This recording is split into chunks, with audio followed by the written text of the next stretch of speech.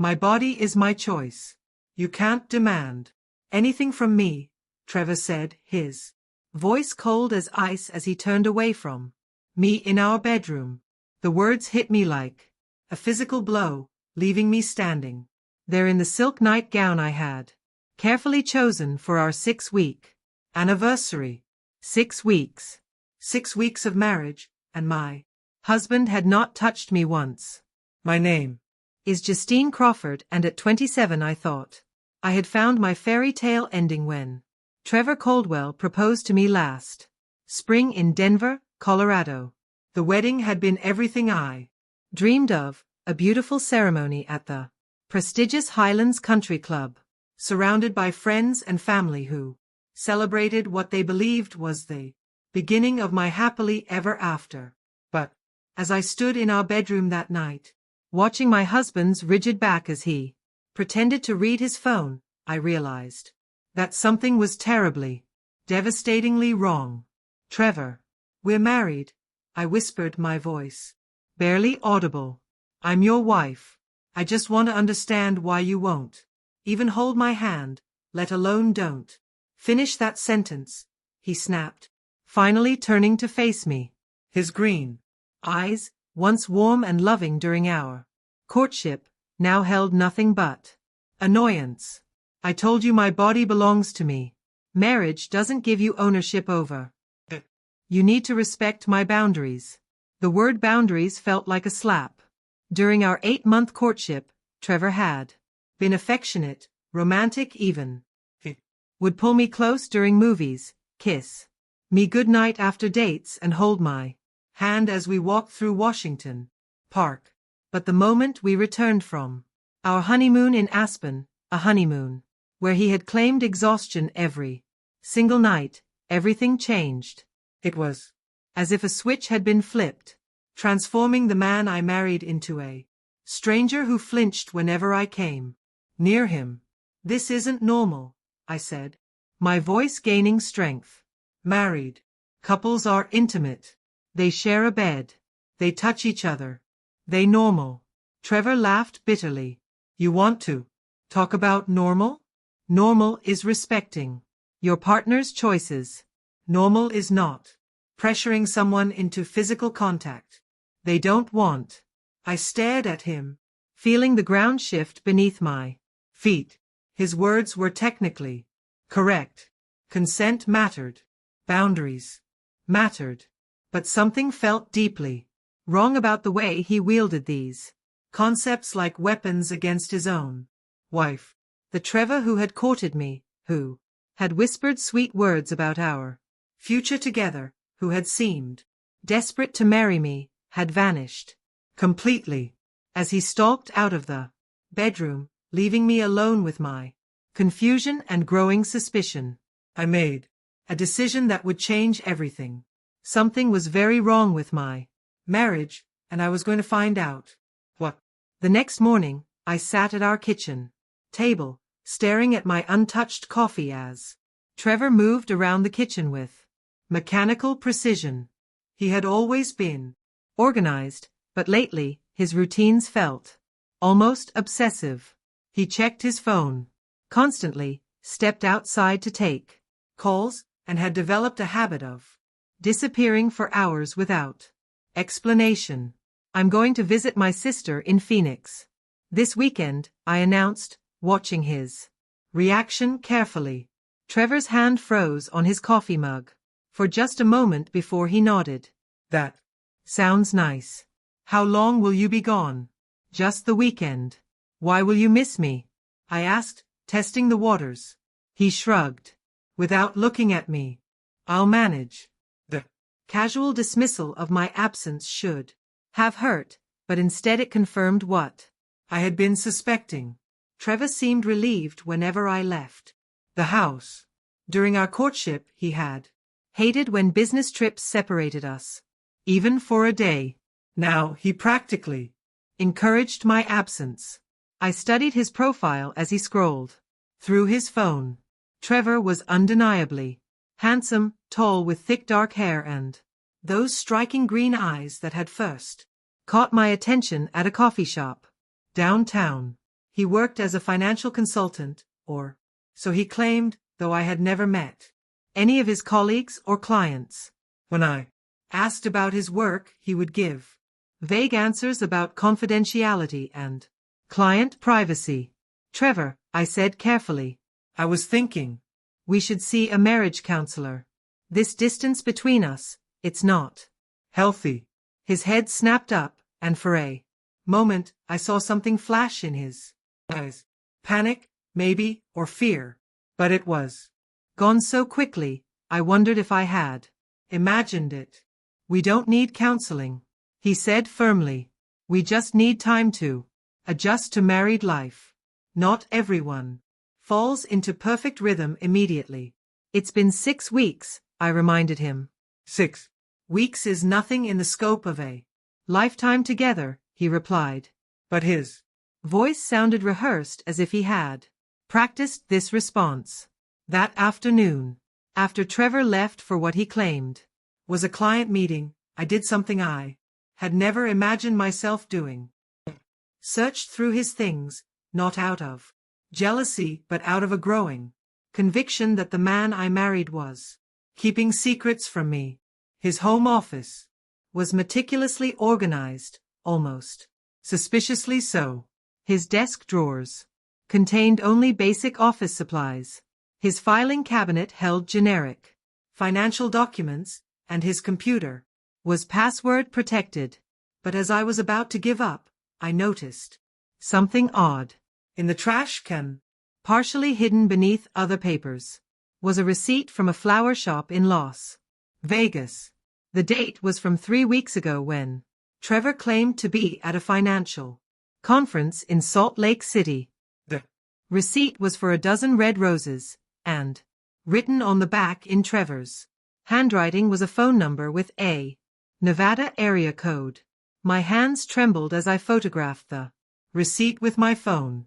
Whatever Trevor was hiding, I was going to find out. The man I married was living a lie, and I deserved to know the truth. That evening, I sat in my car, outside the office building where Trevor claimed to work, watching through the lobby windows. I had called his supposed workplace earlier, asking to speak with Trevor Caldwell, only to be told that no one by that name was employed there. The security guard I spoke with was apologetic, but firm. He had worked there for 5 years and had never heard of Trevor. When Trevor's car pulled into the parking lot at 6 p.m., I slumped down in my seat, watching as he sat in his vehicle for several minutes, talking animatedly on his phone. Even from a distance, I could see his body language was completely different from the cold, distant man he became at home. He was smiling, laughing, even gesturing with his free hand like he was having the most wonderful conversation of his life. After 20 minutes, he ended the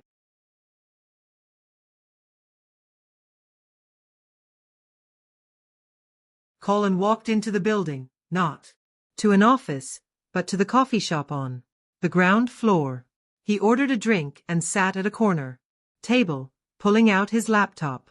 For the next hour, he appeared to be working, but something about the scene felt staged, performative. When he finally left, he threw away what looked like fake paperwork and drove home. I followed at a safe distance, my mind racing. The man I married was not who he claimed to be. The question was, what was he hiding? And why had he married me? When I arrived home 10 minutes after him, Trevor was already in the shower. I seized the opportunity to examine his phone, which he had left charging on the nightstand. It was locked, but I remembered him entering his passcode once, our wedding date. My heart pounded as I typed in the numbers, and miraculously, the phone unlocked. What I found made my blood run cold. Text messages with someone named Amanda, filled with intimate exchanges and declarations of love. Photos of Trevor with a woman I didn't recognize, both wearing wedding rings, standing in front of what appeared to be a courthouse. The most recent message sent just hours ago read, "Missing you, baby. Can't wait to see you this weekend. This whole situation is almost over." The shower was still running when I forwarded the most damning photos and messages to my own phone, then carefully placed Trevor's phone back where I found it. My hands were shaking so violently, I could barely grip my own device as I stared at the evidence of what appeared to be Trevor's double life. When Trevor emerged from the bathroom, wrapped in a towel and humming softly, was sitting on the bed pretending to read a magazine. He seemed genuinely happy for the first time in weeks. And now I understood why. He was living two lives, and apparently his life with me was the one he wanted to end. "I think I'll turn in early tonight," I said, my voice carefully neutral. "Good idea," Trevor replied, and I didn't miss the relief in his voice. "Sweet dreams, Justine." As I lay in the dark, listening to his even breathing beside me, I made a decision that would shatter both our lives. Tomorrow, I would contact a lawyer and find out exactly who I had married. The law office of Patricia Henley was located in downtown Denver, occupying the 15th floor of a gleaming high-rise, with panoramic views of the Rocky Mountains. I had chosen Patricia specifically because of her reputation for handling complex divorce cases. But as I sat across from her mahogany desk, sharing the evidence I had gathered, I realized I was dealing with something far more sinister than a simple marital breakdown. "Justine," Patricia said, her voice grave, as she studied the photos on my phone, "what you're showing me suggests potential bigamy. This isn't just grounds for divorce. This could be criminal." The word bigamy hit me like a physical blow. I had suspected an affair, maybe even that Trevor had married me for financial reasons, but the possibility that he was already married to someone else had never crossed my mind. "That's impossible," I whispered. "We have a marriage certificate. We were married by a licensed officiant at the country club." There were over 200 witnesses. Patricia nodded grimly. "Your marriage is legally valid on your end, which makes Trevor's situation extremely problematic. If he's already married to someone else, bigamy is a felony in Colorado, punishable by up to 6 years in prison." She reached for her phone. "I'm going to recommend we hire a private investigator immediately. We need to determine if this Amanda person is actually Trevor's wife, and if so, when and where they were married. If their marriage predates yours, then your marriage is void and Trevor has committed a serious crime."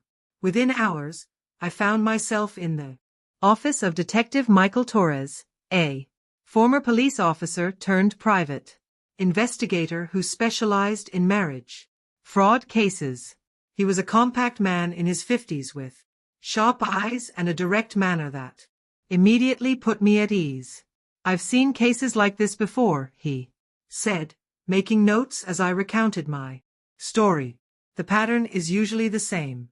The perpetrator researches wealthy targets, courts them quickly, rushes into marriage, and then tries to access their finances before disappearing. The lack of intimacy is a red flag. Many of these fraudsters avoid physical contact because it complicates their exit strategy. But Trevor seemed so genuine when we were dating," I protested. "He was romantic, attentive. He seemed to really care about me." Detective Torres looked at me with something approaching sympathy. "These people are skilled manipulators, Justine. They research their targets extensively, learn their interests, their backgrounds, their vulnerabilities. They become whoever they think you want them to be." He pulled out a contract. "Need you to understand that what we might discover could be very painful.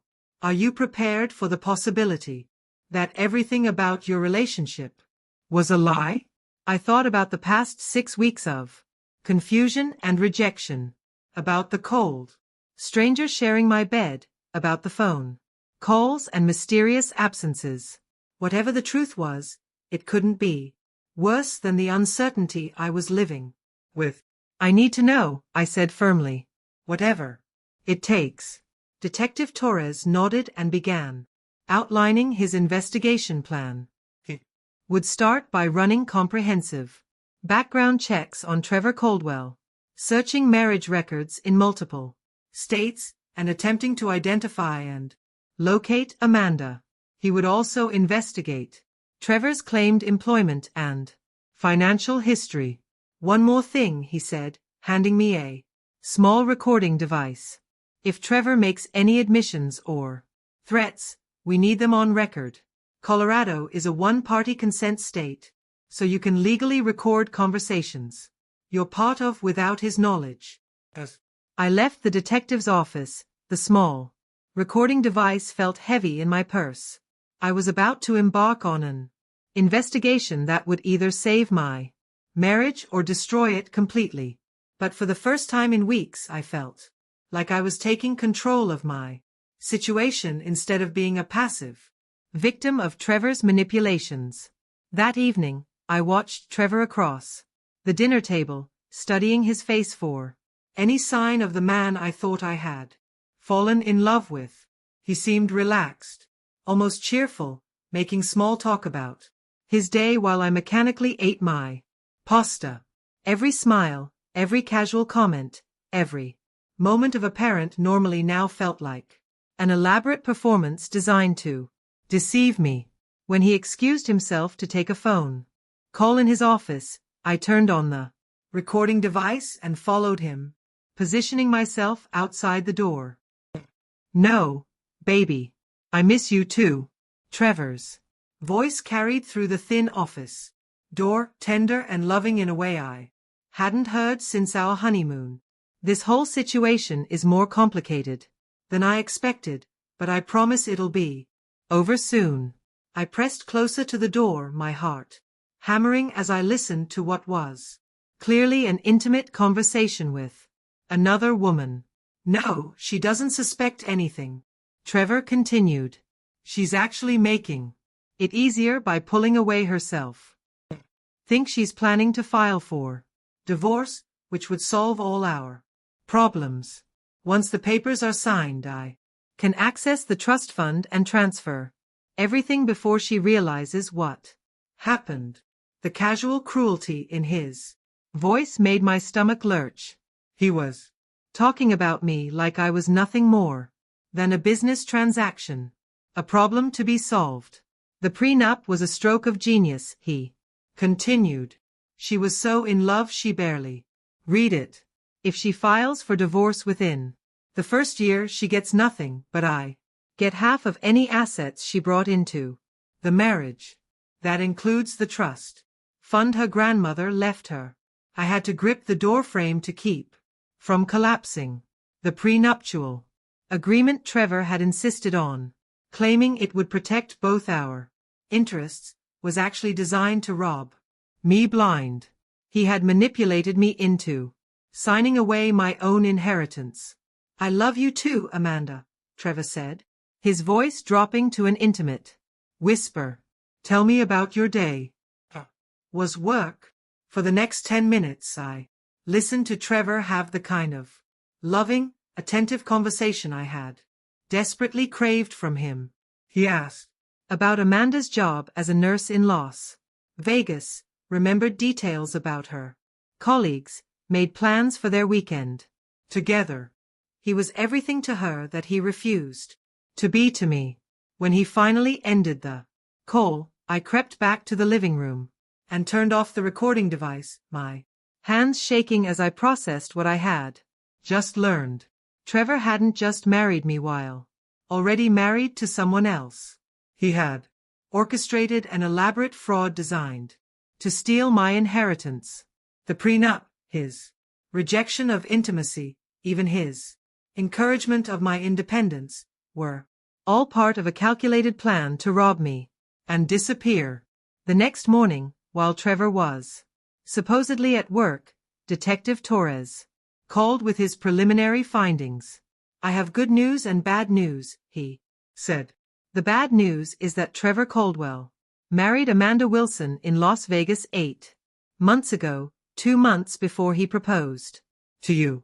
Their marriage is fully legal and documented. My worst fears were confirmed, but," Detective Torres continued, "the good news is that this makes your case straightforward.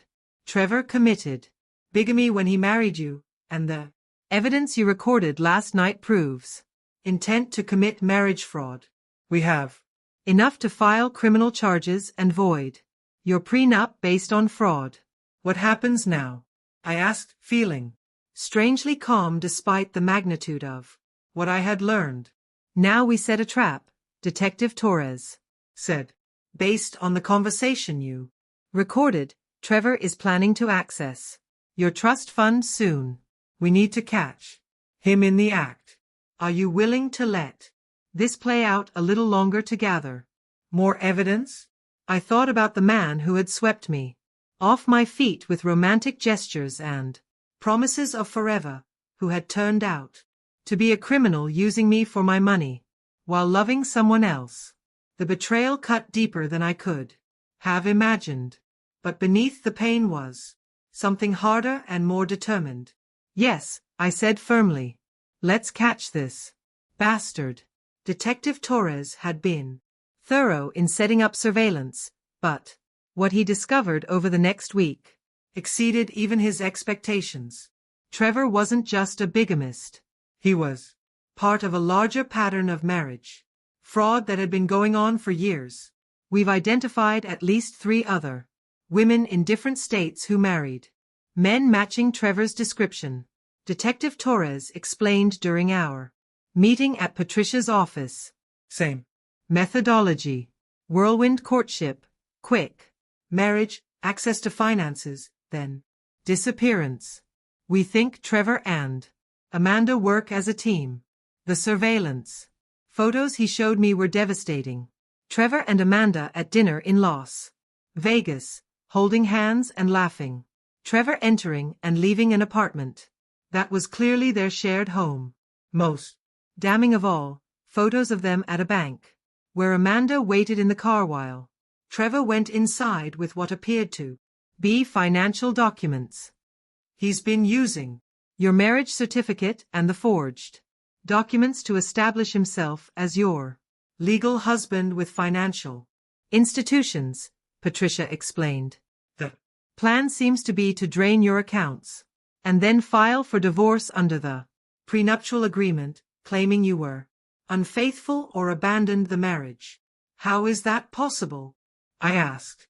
"I would have noticed money missing from my accounts." Detective Torres pulled out another folder. "He's been more sophisticated than that. He's opened new accounts using your social security number and marriage certificate, then applied for lines of credit against your trust fund.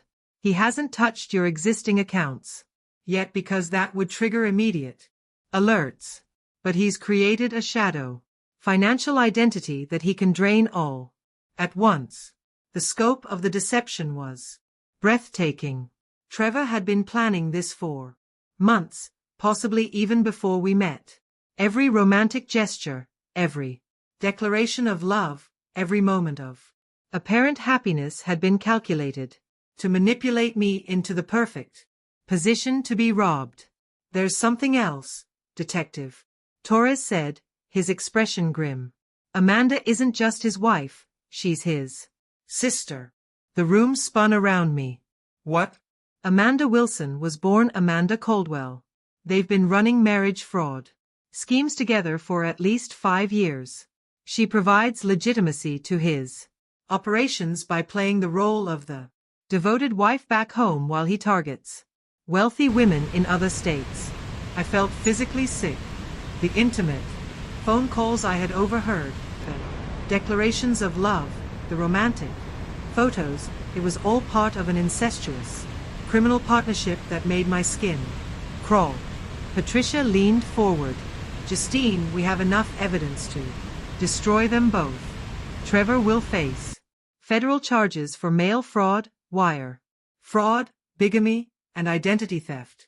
Amanda will be charged as an accomplice, but we need to catch them in the act of actually accessing your funds. How do we do that? Detective Torres smiled grimly. We give them what they want. You're going to file for divorce, just as Trevor hopes, but instead of using his prenup to rob you, we're going to use it to trap him. The plan was elegant in its simplicity. I would file for divorce, citing irreconcilable differences, playing the role of the heartbroken wife who just wanted out of the marriage. Trevor would feel confident that his plan was working and would move quickly to access the financial accounts he had set up. Federal agents would be waiting for him. Are you ready for this? Patricia asked. Once we set this in motion, there's no going back. Trevor will be arrested and the truth about your marriage will become public. Record. I thought about the past 2 months of confusion and rejection, about the elaborate lies and manipulation, about the trust fund my grandmother had left me being used as bait in a criminal scheme. I'm ready, I said. Let's end this charade once and for all. The Denver County Courthouse was bustling with activity on the morning I filed for divorce, but I felt strangely calm as I walked up the steps with Patricia beside.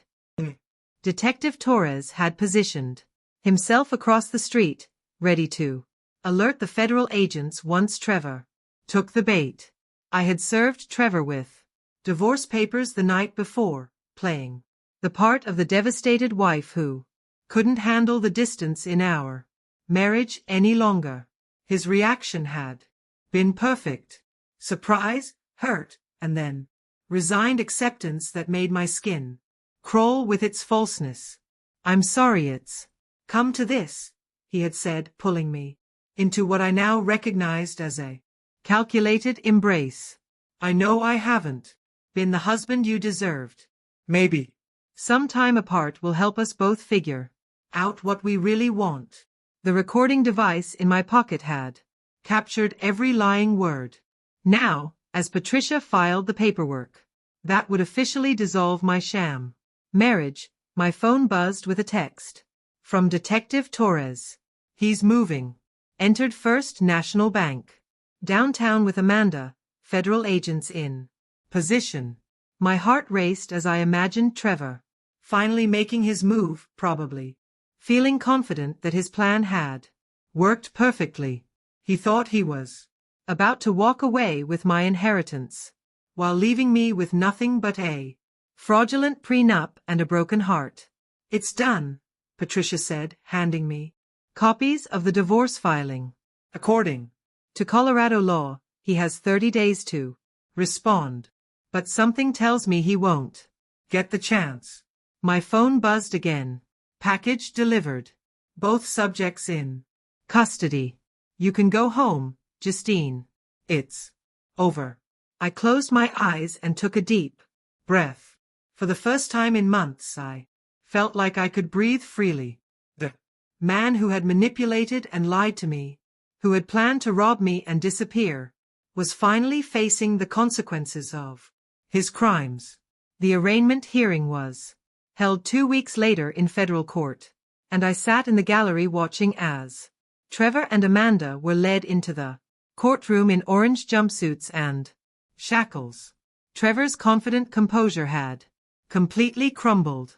His face was pale, his hands shook, and he kept looking around the courtroom like he couldn't believe where he had ended up. The defendants, Trevor James Caldwell and Amanda Marie Caldwell, are charged with conspiracy to commit mail fraud, wire fraud, identity theft, and bigamy. The prosecutor announced. The government alleges that the defendants operated a criminal enterprise targeting wealthy women for fraudulent marriages designed to steal their assets. When Trevor's eyes found mine across the courtroom, I saw the exact moment he realized that I had known about his scheme all along. The shock on his face was quickly replaced by something closer to panic as the full weight of his situation hit him. Your Honor, Trevor's court-appointed attorney said, my client maintains his innocence and requests bail consideration. The prosecutor stood immediately. Your Honor, Mr. Caldwell is a flight risk who has demonstrated a pattern of creating false identities and fraudulent financial relationships. The government requests he be held without bail. Amanda sat beside him, tears streaming down her face as she realized their criminal partnership was over. The intimate phone calls, the romantic photographs, the elaborate deception that had been their livelihood. It was all evidence now. Proof of a disturbing criminal conspiracy that would put them both in prison for years. The judge's voice was stern as he denied bail for both defendants. The evidence presented suggests a sophisticated criminal enterprise that poses a continued danger to the community. Both defendants will be remanded to custody pending trial. As the bailiffs led Trevor away, he looked back at me one final time, his face a mask of defeat and disbelief that his perfect plan had destroyed him completely. Trevor Caldwell received a 12-year federal sentence for his role in the marriage fraud conspiracy, while Amanda received 8 years for her part as an accomplice. The investigation revealed they had stolen nearly $2 million from victims across 6 states, money that was recovered and returned to the women they had targeted. Their criminal enterprise collapsed completely when other victims came forward, inspired by my case to seek justice for their own experiences with the siblings' manipulative schemes. Trevor's reputation was permanently destroyed when media coverage made him notorious as one of the most calculating marriage predators in recent memory, ensuring he would never again be able to manipulate vulnerable women seeking genuine love. I celebrated my legal victory quietly, having dinner with my sister and close friends who had supported me through the investigation and trial. Looking back on my journey from confused newlywed to determined survivor, I realized that Trevor's betrayal, as devastating as it was, had taught me to trust my instincts and fight for myself. When something felt wrong, the revenge I had sought wasn't just about punishing him. It was about reclaiming my power and ensuring that no other woman would fall victim to his lies.